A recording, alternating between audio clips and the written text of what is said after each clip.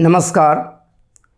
अभी तक हम लोगों ने नीट के क्रैश कोर्स में बहुत सारे टॉपिक्स कवर किए हैं। मैकेनिक्स के सेकेंड हाफ के जितने भी इम्पॉर्टेंट टॉपिक्स हैं, चाहे वो वर्क, एनर्जी, पावर हो, सर्कुलर मोशन हो, centre of mass and collision हो, रोटेशनल डायनामिक्स हो, ग्रेविटेशन, सिंपल हार्मोनिक मोशन, ये सारे चैप्टर्स कवर किए जा चुके हैं। उसके अलावा हम लोगों ने वेव्स की बात किया, इंक्लूडिंग साउंड वेव्स। उसके कंटिन्यूएशन में हम लोगों ने वेव ऑप्टिक्स की बात किया। फिर इधर रिसेंटली हम लोगों ने इलेक्ट्रोस्टैटिक्स कवर किया है। इसी बीच बहुत सारे स्टूडेंट्स का रिक्वेस्ट आ रहा है कि हीट एंड थर्मोडायनेमिक्स को कवर किया जाए, जो कि एक बहुत इम्पॉर्टेंट टॉपिक है नीट के एग्ज़ामिनेशन को ध्यान में अगर रखें तो मैंने प्लान किया है कि अभी हम लोग पहले हीट एंड थर्मोडायनेमिक्स को करेंगे और उसके बाद फिर हम लोग प्रायोरिटी के साथ करंट इलेक्ट्रिसिटी कवर करेंगे, इंक्लूडिंग मैग्नेटिज्म पार्ट, और फिर ज्योमेट्रिकल ऑप्टिक्स, और अंत में फिर हम लोग मॉडर्न फिज़िक्स की तरफ जाएंगे। और ऐसा करके लगभग पूरा कोर्स, जहाँ से मेजॉरिटी ऑफ क्वेश्चंस पूछे जाते हैं नीट के एग्ज़ाम में, उसको हम लोग करने की कोशिश करेंगे। अंत में अगर समय मिला तो हम लोग कुछ प्रैक्टिस सेशंस भी कर सकते हैं। आज हम लोग हीट एंड थर्मोडायनेमिक्स शुरू करने जा रहे हैं और इसमें जो मैं सीक्वेंस फॉलो करूँगा, सबसे पहले मैं काइनेटिक थ्योरी ऑफ गैसेस, या जिसको गैस लॉज के नाम से भी आप केमिस्ट्री में पढ़ते हैं, उसको करूँगा, क्योंकि उसके आइडियाज़, उसके रिजल्ट्स बहुत जगह पर यूज़ होते हैं। उसके बाद calorimetry and specific heat capacities of gases की बात करूँगा, लॉज ऑफ थर्मोडायनेमिक्स करूँगा, हीट ट्रांसफ़र प्रोसेसेस करूँगा। यही वो मेजर टॉपिक्स हैं हीट एंड थर्मोडायनेमिक्स में जहाँ से सवाल पूछे जाते हैं।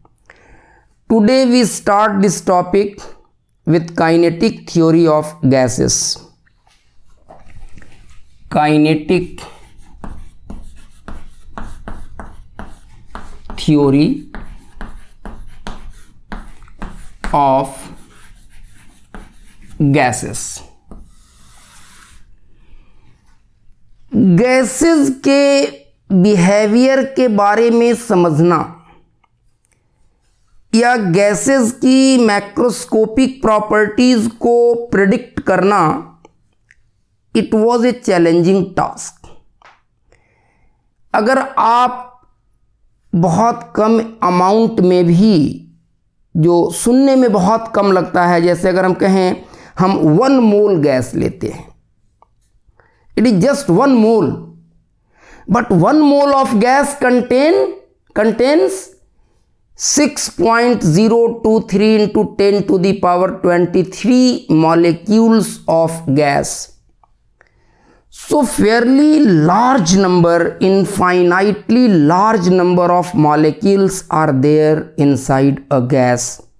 Even we take a very small amount of gas in a container, उसमें से, उतने लार्ज नंबर ऑफ मॉलिक्यूल्स में से एक एक इंडिविजुअल मॉलिक्यूल के मोशन का रिकॉर्ड रखना, एक एक इंडिविजुअल मॉलिक्यूल के मोशन का स्टडी करना, और उसके आधार पर keeping track of the motion of each individual molecule, and on the basis of that, if we want to predict the overall behavior of gas, this does not seem only to be a cumbersome job, rather it seems to be an impossible job. तो gases के behaviour को, gases के macroscopic properties को certain given condition में, किसी container में अगर कोई गैस लिए तो वो कंटेनर के वॉल पर, पिस्टन पर कितना प्रेशर एक्सर्ट करेगा, और दूसरे क्या प्रॉपर्टीज उसके होंगे। इन बातों को समझने के लिए एक मैथमेटिकल मॉडल डेवलप किया गया जिसको हम लोग काइनेटिक थ्योरी ऑफ गैसेस बोलते हैं, जो certain simplified rather over simplified assumptions के आधार पर डेवलप किया गया एक मॉडल है, मैथमेटिकल मॉडल है, जिसमें हम लोग करते क्या हैं कि गैस के किसी एक सिंगल मॉलिक्यूल का स्टडी करते हैं और उस एक सिंगल मॉलिक्यूल पर क्लासिकल मैकेनिक्स के लॉज को अप्लाई करते हैं और जो रिजल्ट्स आता है उसको हम लोग फॉर ऑल मॉलिक्यूल्स जेनरलाइज करते हैं कि अगर एक मॉलिक्यूल के साथ ऐसा हो रहा है तो हर मॉलिक्यूल के कंडीशंस मोटा मोटी वैसे ही होंगे, तो हर मॉलिक्यूल के साथ वैसा ही हो रहा होगा। एक मॉलिक्यूल के लिए जो ऑब्जर्वेशंस होती है उसको जेनरलाइज करते हैं for all the molecules of gas और उसके बाद एक स्टैटिस्टिकल एवरेजिंग करके और गैस के मैक्रोस्कोपिक प्रॉपर्टीज को का अंदाज़ा लगाने की कोशिश करते हैं। इसी मैथमेटिकल मॉडल को हम लोग काइनेटिक थ्योरी ऑफ गैसेस बोलते हैं। तो उसकी पूरी डिटेल्ड मैथमेटिक्स में ख़ास करके इस क्रैश कोर्स में हम लोग जाने वाले नहीं हैं, हालांकि doing the detailed mathematics of that kinetic theory of gases in itself is a very very interesting journey, लेकिन हम लोग अभी उसको अवॉइड करेंगे keeping in view the time constraint before us, because हमारा एग्जामिनेशन बहुत नज़दीक आने वाला है। हम लोग मेनली फोकस करेंगे कि जो फॉर्मूले हैं उसकी अच्छी अंडरस्टैंडिंग बन जाए और थोड़ा सा उसका पर्सपेक्टिव दिमाग में रहे कि ये क्या है, कैसे आता है, कहाँ से आता है और इसका एप्लीकेशन कैसे होता है किसी गिवन सिचुएशन में, उसको हम लोग अच्छे से कॉम्प्रिहेंड करने की कोशिश करेंगे, उसका एक बेटर कंसेप्चुअलाइजेशन डेवलप करने की कोशिश करेंगे और फिर कुछ बढ़िया बढ़िया न्यूमेरिकल प्रॉब्लम्स बना करके उनके एप्लीकेशंस को सीखने की कोशिश करेंगे सो दैट कि न्यूमेरिकल सॉल्विंग एबिलिटी अपनी इन्हांस हो जाए और जो नीट एग्ज़ामिनेशन के रिक्वायरमेंट्स हैं उसको हम पूरा कर सकें। तो जो कुछ एजम्पशंस लिए गए काइनेटिक थ्योरी ऑफ गैसेस में, बहुत सिंप्लीफाइड एजम्पशंस, उसमें यह कहा गया कि गैस, कोई भी गैस वो बहुत सारे टाइनी पार्टिकल्स को मिला करके बना होता है, large number of tiny rigid hard spheres को मिला करके बना होता है, लेकिन हर एक पार्टिकल का डायमेंशन, हर एक पार्टिकल, सिंगल इंडिविजुअल पार्टिकल का वॉल्यूम पूरे गैस के वॉल्यूम के तुलना में नेग्लिजिबल होता है। मतलब हर कंस्टिट्यूएंट पार्टिकल ऑफ गैस, जिसको कि हम लोग मॉलिक्यूल बोलते हैं, उसको एक पॉइंट मास ट्रीट किया जा सकता है। जो पूरे कंटेनर के वॉल्यूम में रैंडम मोशन करते रहते हैं, किसी भी डायरेक्शन में उनके मोशन करने की प्रोबेबिलिटी इक्वल होती है, कोई प्रीफर्ड डायरेक्शन ऑफ मोशन नहीं होता है, motion of molecules in all directions are equally probable, completely randomized motion होता है और मॉलिक्यूल्स का स्पीड 0 से इन्फिनिटी के बीच कुछ भी हो सकता है। किसी गिवन मोमेंट ऑफ टाइम पर गैस के अलग अलग मॉलिक्यूल अलग अलग स्पीड से अलग अलग डायरेक्शंस में मोशन कर रहे होते हैं और चूंकि ऑल डायरेक्शंस में मोशन इक्वली प्रोबेबल होता है, इसलिए आप कह सकते हैं कि एवरेज स्पीड या average velocity in any one direction will be same, average velocity, सारे के सारे मॉलिक्यूल्स के वेलोसिटीज के एक्स कंपोनेंट्स का अगर एवरेज निकाल लें तो वो Vx एवरेज होगा। सारे के सारे मॉलिक्यूल्स के वेलोसिटीज के y कंपोनेंट्स का अगर एवरेज निकाल लें तो वो Vy एवरेज होगा। और सारे के सारे मॉलिक्यूल्स के वेलोसिटीज के z कंपोनेंट्स का अगर एवरेज निकाल लें वो Vz एवरेज होगा। और क्योंकि ऑल डायरेक्शंस में मोशन इक्वली प्रोबेबल होता है तो जितना होगा Vx एवरेज उतना ही होगा Vy एवरेज, उतना ही होगा Vz एवरेज। और ऐसा माना जाता है कि ये जो मॉलिक्यूल्स हैं गैस के which are just like point masses, वो आपस में एक दूसरे के साथ इंटरैक्ट नहीं करते, एक दूसरे पर फोर्स नहीं लगाते। एक दूसरे के बहुत क्लोज रहने पर भी ये मॉलिक्यूल्स एक दूसरे के साथ इंटरैक्ट नहीं करेंगे, एक दूसरे पर फोर्स नहीं लगाएंगे, accept at the time of collision. जब दो मॉलिक्यूल्स कोलाइड करेंगे तो eight the time of collision वो एक दूसरे पर फोर्स एक्सर्ट करेंगे, और जब फोर्स लगाएंगे इंपल्सिव नेचर का तो force is equal to F delta T, impulse of force in small time interval delta T, जहां एफ है कॉलिजन के दरमियान एक मॉलिक्यूल के द्वारा दूसरे मॉलिक्यूल पर लगाया जाने वाला force. That F delta T will be equal to the change in the linear momentum.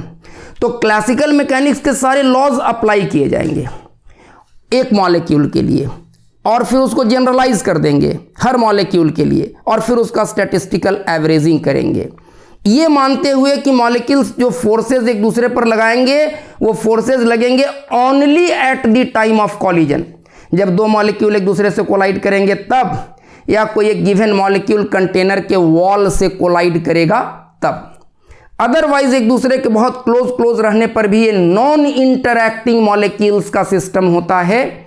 और चूंकि नॉन इंटरैक्टिंग मॉलिक्यूल्स का सिस्टम होता है इसलिए गैस को कोई पोटेंशियल एनर्जी नहीं होगी, बिकॉज पोटेंशियल एनर्जी डिफाइंड होती है only for a system of interacting particles. तो गैस के मॉलिक्यूल्स के पास सिर्फ ट्रांसलेशनल काइनेटिक एनर्जी होगा, और पॉइंट मासेस हैं तो उनके वाइब्रेशन का भी कोई मतलब नहीं है, उनकी रोटेशनल एनर्जी भी जीरो होगी। तो गैस के मॉलिक्यूल्स के पास सिर्फ और सिर्फ ट्रांसलेशनल काइनेटिक एनर्जी होगी। तो टोटल एनर्जी ऑफ गैस का मतलब होगा उसके मॉलिक्यूल्स के टोटल ट्रांसलेशनल काइनेटिक एनर्जीज का सम।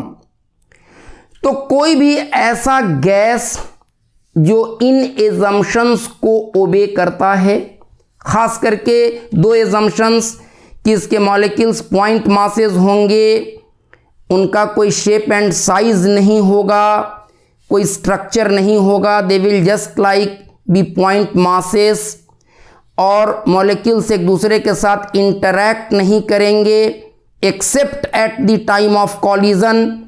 इन एजम्पशंस को अगर कोई गैस ओबे करता है तो ऐसे गैस को आइडियल गैस कहा जाता है या परफेक्ट गैस कहा जाता है। जाहिर सी बात है क्योंकि काइनेटिक थ्योरी ऑफ गैसेस का पूरा मॉडल इन्हीं एजम्पशंस के आधार पर डेवलप किया गया है, इसलिए काइनेटिक थ्योरी ऑफ गैसेस का जो रिजल्ट है वो होल्ड करेगा सिर्फ आइडियल गैसेस के लिए, परफेक्ट गैसेस के लिए। और हम लोग यहाँ पर एक बात और शुरू में ही इम्फेसिस के साथ बताना चाहेंगे कि काइनेटिक थ्योरी ऑफ गैसेस के आप दो मेजर लिमिटेशंस समझ सकते हैं, सेंस कर सकते हैं।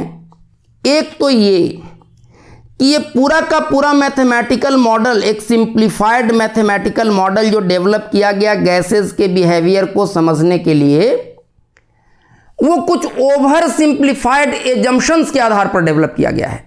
सही में वैसा होता है कि नहीं होता है? अगर गैस है तो हमने एज्यूम कर लिया कि उसके पास ये सारी प्रॉपर्टीज होगी ही। और नंबर 2, हम लोग फाइनल रिजल्ट पर पहुंचने के पहले स्टैटिस्टिकल एवरेजिंग करते हैं। तो एक एवरेज बिहेवियर की बात ये करेगा, एवरेजिंग करके निकाला गया रिजल्ट होगा ये। In spite of that, this simplistic mathematical model was quite successful in explaining and predicting most of the macroscopic behavior of gases correctly. तो सबसे पहला जो हम लोग काइनेटिक थ्योरी ऑफ गैसेस का रिजल्ट जानना चाहेंगे, अगर मान लीजिए कोई एक क्यूबिकल कंटेनर है, इस क्यूबिकल कंटेनर के अंदर में कोई गैस भरा हुआ है,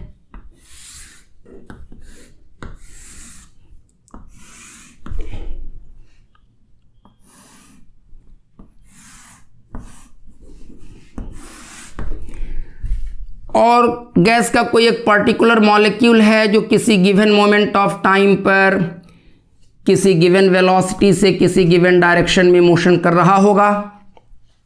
what will happen, please see. हम लोग मानते हैं कि गैस के सारे मॉलिक्यूल्स आइडेंटिकल होते हैं, एक जैसे होते हैं, तो मास सारे मॉलिक्यूल का इक्वल होगा, because all the molecules are suppose to be identical. तो जैसे सपोज कीजिए कि 3 एक्सिस है, एक्स वाई एंड जेड, ऐसा 3 एक्सिस है, और हमारा जो क्यूबिकल कंटेनर हम लोगों ने लिया है उसका एक एज एक्स एक्सिस के लॉन्ग है, एक वाई एक्सिस के लॉन्ग है, एक जेड एक्सिस के लॉन्ग है, और कोई एक मॉलिक्यूल ऐसा जा रहा है.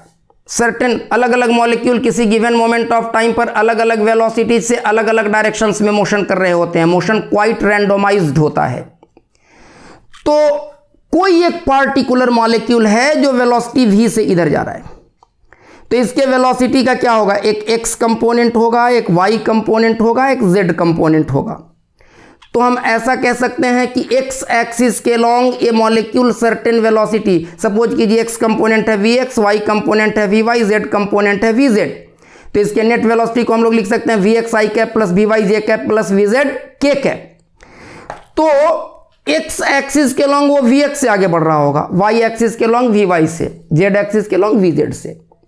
अगर कंटेनर के किसी एक वॉल को कंसीडर हम लोग करें जो yz प्लेन में है, जो yz प्लेन में है, इस वॉल को कंसीडर करें, तो वेलोसिटी का x कंपोनेंट उस पर नॉर्मली डायरेक्टेड होगा. तो मॉलिक्यूल जब इस वॉल से जाकर के टकराएगा तो mvx मोमेंटम से वो टकराएगा.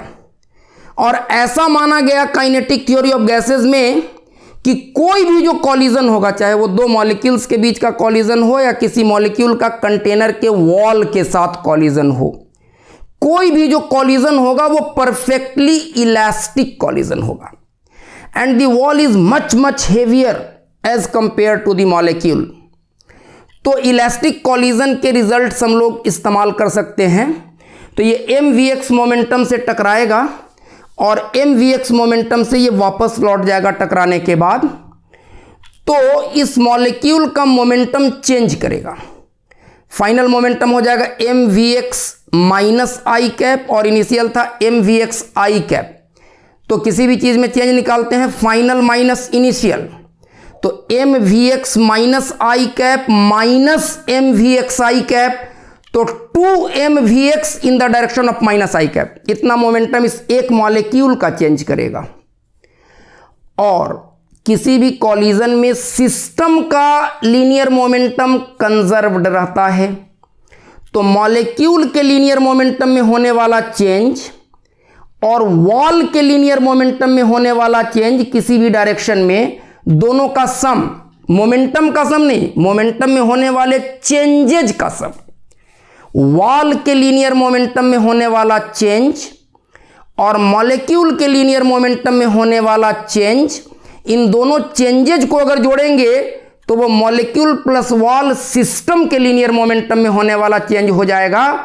और दुनिया के किसी भी कॉलिजन में सिस्टम का लीनियर मोमेंटम चेंज नहीं करता है, तो मॉलिक्यूल का लीनियर मोमेंटम जितना से चेंज करेगा 2mvx से माइनस आई कैप के लॉन्ग, हर कॉलिजन में जब कोई भी एक मॉलिक्यूल किसी वॉल से नॉर्मली टकराएगा किसी गिवन डायरेक्शन में, तो वॉल का भी लीनियर मोमेंटम उतना ही से चेंज करेगा पॉजिटिव x डायरेक्शन में. तो एक मॉलिक्यूल का एक बार कोलाइड करने के कारण वॉल का लीनियर मोमेंटम सर्टेन अमाउंट से चेंज करेगा। तो वो पर सेकेंड अगर n बार कोलाइड करता है तो उसको n से मल्टीप्लाई कर दीजिए। तो एक मॉलिक्यूल का पर सेकेंड फ्रीक्वेंट कॉलिजन वॉल के साथ करने के कारण वॉल का लीनियर मोमेंटम को चेंज करेगा। और जो बात एक मॉलिक्यूल के साथ है यही बात हर मॉलिक्यूल के साथ हो रहा होगा। तो हर मॉलिक्यूल वॉल से टक्कर मार रहा होगा फ्रीक्वेंटली, और हर मॉलिक्यूल का वॉल से कोलाइड करने के कारण वॉल का लीनियर मोमेंटम चेंज कर रहा होगा। तो उसको एवरेज आउट करके हम निकाल ले सकते हैं कि सारे के सारे पूरे कंटेनर के अंदर गैस के जितने मॉलिक्यूल्स हैं उन सारे के सारे मॉलिक्यूल्स का किसी वॉल के साथ फ्रीक्वेंटली कोलाइड करने के कारण वॉल के मोमेंटम में पर सेकेंड कितना चेंज होता है। और चेंज इन मोमेंटम पर second is force according to Newton second law. तो उससे यह निकल जाएगा कि कंटेनर के वॉल पर ये जो मॉलिक्यूल्स हैं गैस के वो फ्रीक्वेंट कॉलिजन करने की वजह से टोटल कितना फोर्स एक्सर्ट करते हैं, और force divided by the area of the wall वो प्रेशर हो जाएगा।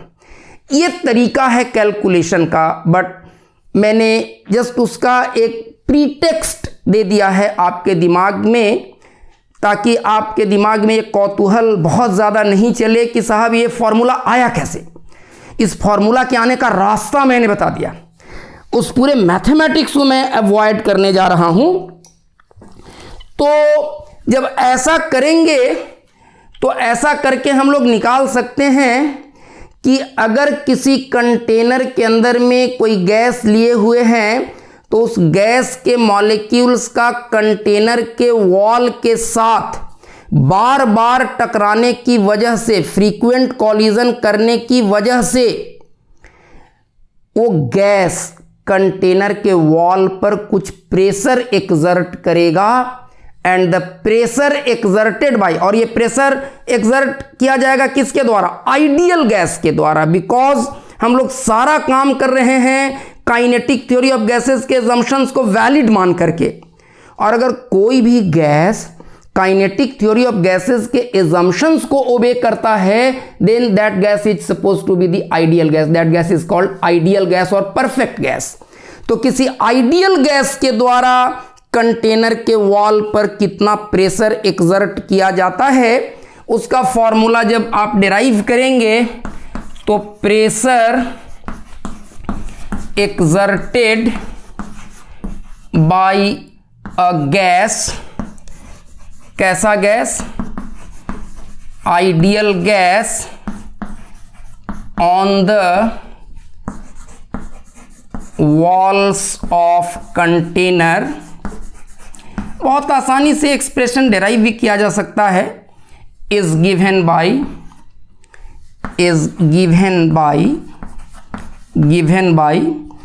P is equal to 1/3 rho V RMS square. P is the pressure exerted by the molecules on the walls of container. Rho is density of gas. Density of gas means mass per unit volume. जिस container के अंदर में आप gas को लिए हुए हैं तो गैस की प्रॉपर्टी होती है कि वो कंटेनर के पूरे वॉल्यूम को ऑक्यूपाई करता है, तो गैस का अपना कुछ मास होगा और उतना मास कंटेनर के वॉल्यूम में है, तो मास by volume will give you the density of the gas. And what is this VRMS? मैंने कहा कि गैस के अलग अलग मॉलिक्यूल्स अलग अलग स्पीड्स से अलग अलग डायरेक्शंस में मोशन कर रहे होते हैं किसी गिवन मोमेंट ऑफ टाइम पर। सारे के सारे मॉलिक्यूल्स के इंडिविजुअल स्पीड्स का अगर एवरेज निकाल लें, अच्छा ये कैसे करेंगे? तो मैंने कहा जरा यहां भी बारीकी से एक बात समझने की ज़रूरत है। मैंने कहा कि अगर कंटेनर में आप थोड़ा सा भी गैस लेते हैं then it contains infinitely large number of molecules of gas. बहुत ज़्यादा गैस के मॉलिक्यूल्स हैं, तो हर एक मॉलिक्यूल की वेलोसिटी दूसरे से अलग होगी ऐसा नहीं है, ठीक है? अलग अलग मॉलिक्यूल्स अलग अलग वेलोसिटीज से अलग अलग डायरेक्शंस में मोशन कर रहे होते हैं, लेकिन किसी गिवन मोमेंट ऑफ टाइम पर बहुत सारे मॉलिक्यूल्स ऐसे होंगे जिनकी वेलोसिटी सेम होगी। सारे के सारे वो मॉलिक्यूल्स ऐसे होंगे जो सेम वेलोसिटी से सेम डायरेक्शन में जा रहे होंगे। 1000 मॉलिक्यूल ऐसा होगा जो 5 मीटर पर सेकंड के वेलोसिटी से वेस्ट जा रहा होगा। 5000 मॉलिक्यूल किसी गिवन मोमेंट ऑफ टाइम पर ऐसा होगा जो 2 मीटर पर सेकंड के वेलोसिटी से अपवर्ड डायरेक्शन में जा रहा होगा। तो अगर n1 मॉलिक्यूल किसी गिवन मोमेंट ऑफ टाइम पर v1 स्पीड से मोशन कर रहा है, n2 मॉलिक्यूल v2 से कर रहा है, n3 मॉलिक्यूल v3 से कर रहा है, nj मॉलिक्यूल vj से कर रहा है, तो सारे के सारे मॉलिक्यूल्स के स्पीड्स का अगर एवरेज निकालें तो कैसे निकलेगा? n1 v1 plus n2 v2 plus n3 v3 plus nj vj whole divided by n1 plus n2 plus n3 plus nj, मतलब टोटल नंबर ऑफ मॉलिक्यूल्स। ये दे देगा v एवरेज, एवरेज स्पीड। लेकिन अगर अलग अलग इंडिविजुअल मॉलिक्यूल्स के speeds के स्क्वायर्स का एवरेज निकालें, स्पीड्स के स्क्वायर्स का एवरेज, मतलब n1 v1 square plus n2 v2 square plus n3 v3 square plus nj vj square whole divided by n1 plus n2 plus n3 plus so on plus nj, तो ये दे देगा molecules के speeds के squares का average, और इसको कहते हैं मीन स्क्वायर स्पीड। तो मीन स्क्वायर स्पीड कैसे डिफाइंड होता है? मीन स्क्वायर स्पीड कैसे डिफाइंड होता है? इसको बोलेंगे v स्क्वायर का एवरेज, मॉलिक्यूल्स के स्पीड्स के स्क्वायर्स का एवरेज। तो ये हो जाएगा n1 v1 square plus n2 v2 square plus n3 v3 square plus so on plus nj vj square whole divided by n1 plus n2 plus n3 plus so on plus nj।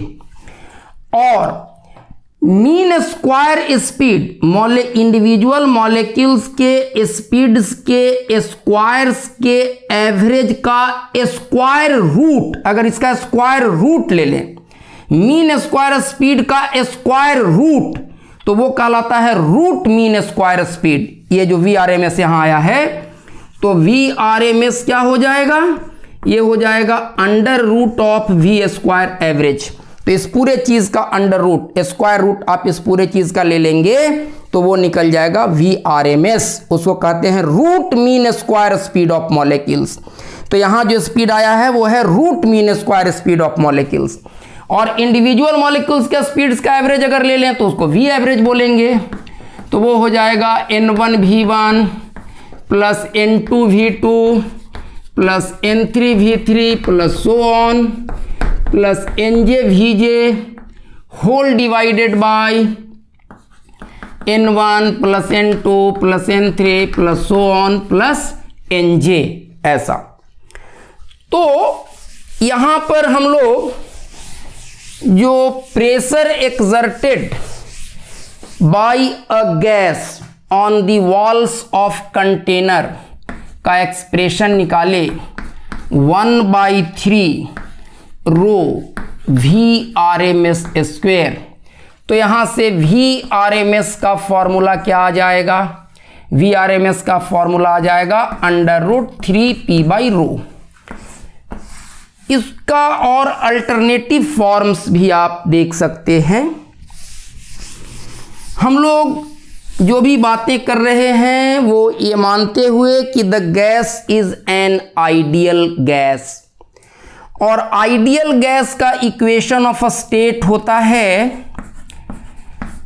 Equation of ideal gas की equation of a state के भी कई forms हैं, there are several forms. तो उन forms को आप दिमाग में रखेंगे।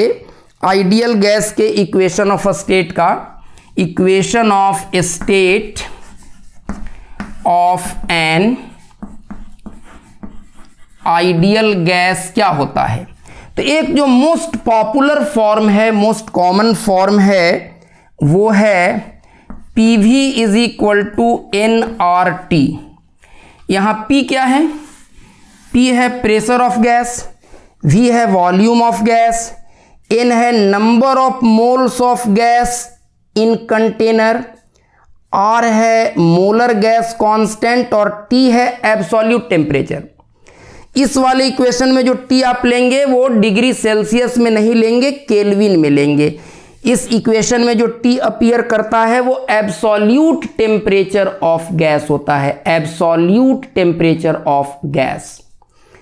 अब इसको आप दूसरे फॉर्म्स में कैसे लिख सकते हैं, तो आप देखें, सपोज कीजिए कि कंटेनर में जो आपने गैस लिया है उस गैस का टोटल मास है m और उसका मोलर मास है कैपिटल M। एक मोल गैस का मास है कैपिटल M और total mass of the gas को हम बोल रहे हैं m। तो क्या हो जाएगा, और सपोज कीजिए n मोल गैस का हमने लिया हुआ है कंटेनर में, n मोल, तो एक मोल के मास को अगर हम लोग m बोलें और n मोल मास हमने गैस का लिया हुआ है कंटेनर में, तो गैस के एक मोल का मास इतना, तो n मोल का मास इतना, और ये हो जाएगा total mass of the gas के बराबर। तो n को हम लोग लिख सकते हैं m/m, वेयर m क्या है, m है total mass of gas in container, total mass of gas in container. Capital M क्या है, molar mass of gas, molar mass means mass of one mole, molar mass of gas है ये। तो इस n को अगर m और m के टर्म्स में लिखें तो दूसरा फॉर्म इसका क्या हो जाएगा, PV is equal to m/mRT। और इसका तीसरा फॉर्म क्या हो जाएगा, अगर गैस के वॉल्यूम को हम राइट हैंड साइड में लेकर के चले जाएं तो mass divided by volume gas की डेंसिटी हो जाएगी, और इस मोलर मास को इधर ले आइए तो एक और फॉर्म हो जाएगा, P times molar mass is equal to rho, mass by volume will be density, rho RT। ऐसा भी लिख सकते हैं आप। एक चौथा फॉर्म भी लिख सकते हैं, जैसे अगर हम लोग ऐसा बोलें कि गैस का टोटल नंबर ऑफ मॉलिक्यूल्स है n is the total number of molecules of gas, a small n is total number of moles, gas का कितना मोल हम कंटेनर में लिए हुए हैं वो है स्मॉल n, और n है total number of molecules, total number of molecules of gas in container, in container. तो n मोल हमने लिया हुआ है, n मोल गैस का लिया है कंटेनर में, और एक मोल में कितने मॉलिक्यूल होते हैं, एक मोल में एवोगाड्रोज नंबर के बराबर मॉलिक्यूल होते हैं। तो एक मोल में इतना मॉलिक्यूल, तो n मोल में n टाइम्स इतना molecule, n times Avogadro's number, इतने मॉलिक्यूल्स होंगे, और ये टोटल नंबर ऑफ मॉलिक्यूल के बराबर होगा। तो n को हम लोग लिख दे सकते हैं n डिवाइडेड बाई Na। तो अगर आइडियल गैस की इक्वेशन ऑफ अ स्टेट को in terms of total number of molecules of gas हम लिखना चाहें तो कैसे लिख सकते हैं, देखिए, तो PV is equal to small n को लिख देते हैं total number of molecules by NaRT। तो इसको लिख सकते हैं n टाइम्स R/NaT। तो इसको लिख सकते हैं PV is equal to n kBT, where kB is Boltzmann constant.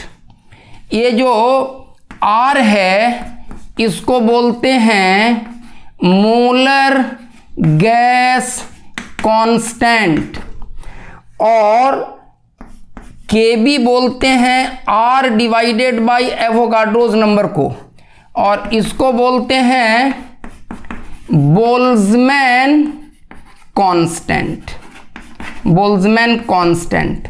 तो ये आइडियल गैस के इक्वेशन ऑफ अ स्टेट के डिफरेंट फॉर्म्स हैं।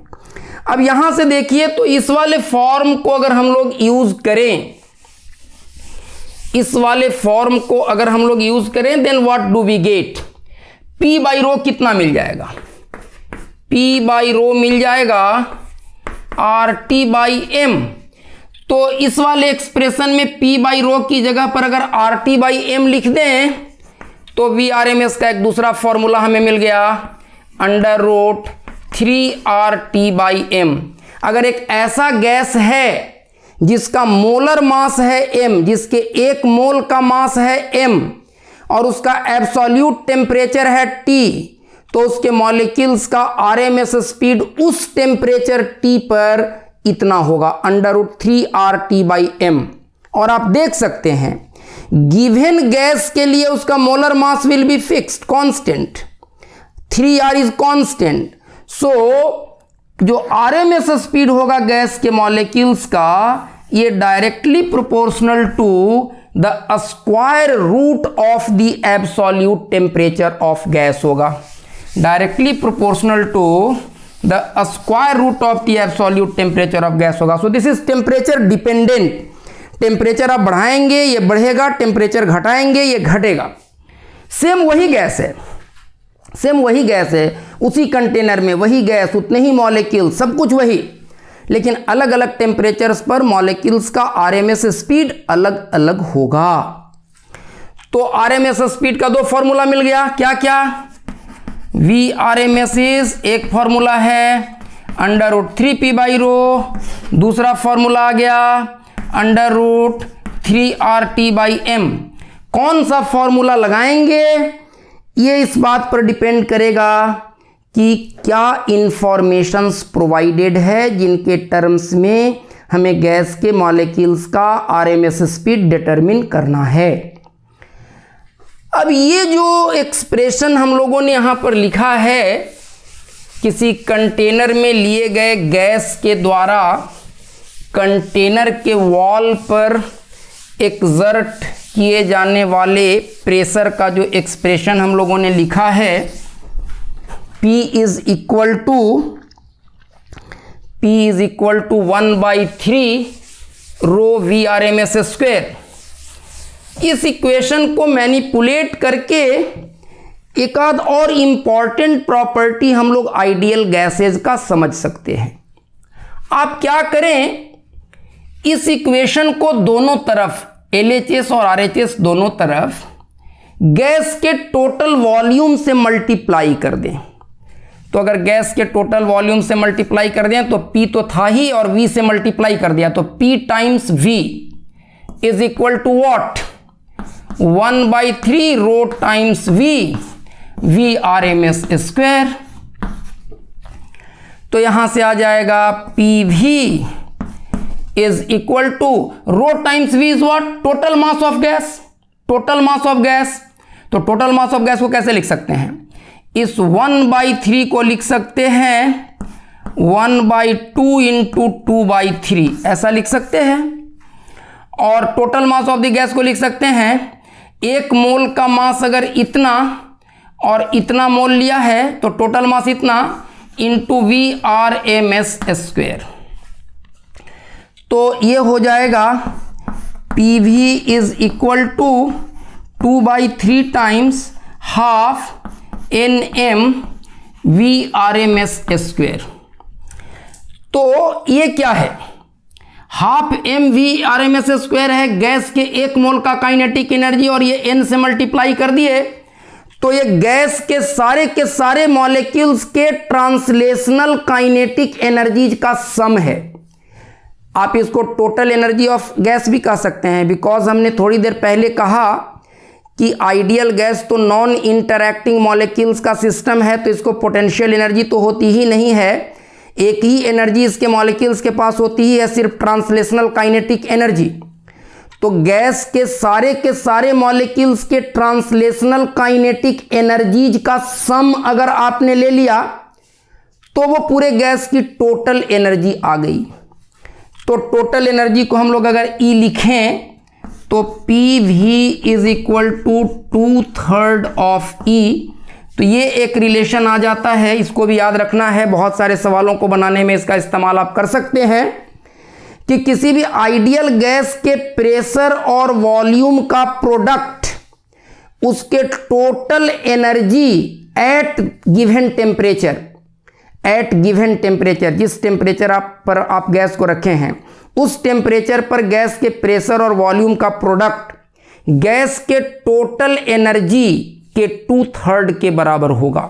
पहली चीज। दूसरी चीज, आप यहां से देखें, ये जो हम लोगों ने लिखा है PV इज इक्वल टू, ये आ गया 1/2 इंटू 2/3 इंटू NmV/RMS स्क्वेयर, और PV को अगर हम लोग लिख दें nRT आइडियल गैस के लिए, तो ये हो जाएगा 1/3 Nm, या हाफ को रहने दें, हाफ ऑफ NmV/RMS स्क्वेयर, और इधर से 2/3 को अगर हम लोग इधर लेके जाएं तो 3/2 हो जाएगा।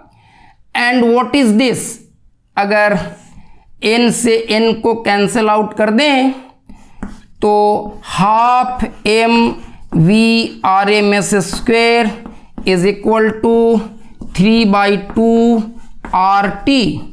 गैस के 1 मोल का एनर्जी, आइडियल गैस के 1 मोल की एनर्जी या 1 मोल आइडियल गैस के मॉलिक्यूल्स की total energy, total kinetic energy 3/2 RT के बराबर होगा। और m को क्या लिख सकते हैं, ये 1 मोल का मास है, 1 मोल का ये मास है, तो अगर 1 मोल में कितने मॉलिक्यूल्स, इतने मॉलिक्यूल्स, और 1 मॉलिक्यूल के मास को अगर m' लिख दें, बिकॉज स्मॉल m हमने टोटल मास ऑफ गैस को लिया है, इसलिए 1 मॉलिक्यूल के मास को m' लिख रहे हैं। तो 1 मोल में इतना मॉलिक्यूल और 1 मॉलिक्यूल का मास इतना, तो m को अगर हम लोग इतना लिख दें, और r को क्या लिख सकते हैं, तो R/NA is K, R/NA is K, तो R को लिख सकते हैं Na टाइम्स KB, तो इधर Na टाइम्स, इसको लिख सकते हैं Na टाइम्स m', और इसको लिख सकते हैं Na टाइम्स KB, तो Na दोनों तरफ से कैंसल आउट हो जाएगा। तो गैस के एक इंडिविजुअल, एक सिंगल मॉलिक्यूल की translational kinetic energy half m'(V/RMS square), ये 3/2 kBT होगा।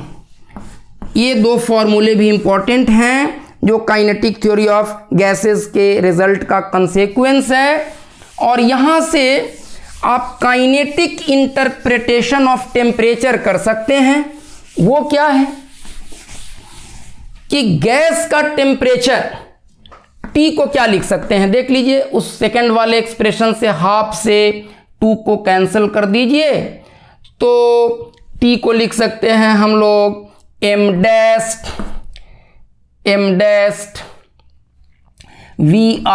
स्क्वेयर), m'(V/RMS स्क्वेयर), या हाफ को भी रहने दीजिए, हाफ m'(V/RMS स्क्वेयर) को जस का तस रहने दीजिए, और उधर से 2/3 kB चला आएगा ऐसा। और ये पूरी चीज कांस्टेंट है, तो आप लिख सकते हैं कि T is proportional to half m'(V/RMS square.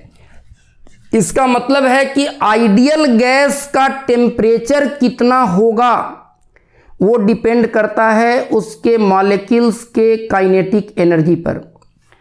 Temperature of an ideal gas, absolute temperature of an ideal gas is directly proportional to the translational kinetic energy of its molecules।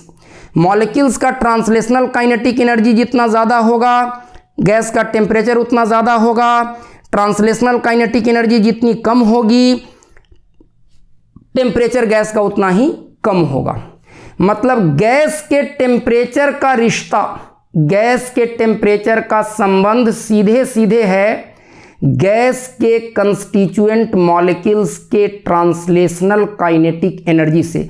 तो आप मोलिकुलर लेवल पर समझ सकते हैं कि gas का temperature बढ़ाने का क्या मतलब हुआ। मॉलिक्यूल्स को you can not see, molecule को आप नहीं देख सकते, टेम्परेचर बढ़ने का मतलब क्या हुआ, ये काइनेटिक थ्योरी ऑफ गैसेस के आधार पर आप समझ सकते हैं कि टेम्परेचर बढ़ने का मतलब हुआ कि गैस के हर इंडिविजुअल मॉलिक्यूल का ट्रांसलेशनल काइनेटिक एनर्जी बढ़ गया। अगर ट्रांसलेशनल काइनेटिक एनर्जी दुगना हो जाएगा, टेम्परेचर दुगना हो जाएगा। सो temperature is a direct function of the internal energy of gas, या उल्टा भी बोल सकते हैं, vice versa. The internal energy of an ideal gas, internal energy is total energy of gas, और आइडियल गैस के पास एक ही तरह की एनर्जी ही होती है। तो total energy of an ideal gas का मतलब ही होगा आइडियल गैस के मॉलिक्यूल्स का total translational kinetic energy, and that will depend upon temperature. So the internal energy of an ideal gas depends only on the absolute temperature of gas. Internal energy of an ideal gas is a direct function of temperature. आज हम लोग अपनी बात यहीं ख़त्म करेंगे, और अगले लेक्चर में थोड़ी सी बात और करने के बाद हम लोग कुछ न्यूमेरिकल क्वेश्चंस बनाएंगे इसके कॉन्सेप्ट्स पर आधारित। Thank you very much.